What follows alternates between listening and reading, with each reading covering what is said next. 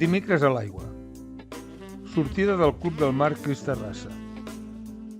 La Cala Morro del Vedell és una petita cala al costat del port esportiu de Palamós. Avui el mar no ens ha deixat entrar per Cala Margarida. La Cala Morro del Vedell ens ha rebut amb aigües tranquil·les. La temperatura de l'aigua 16 graus. Un matí fantàstic del mes de desembre.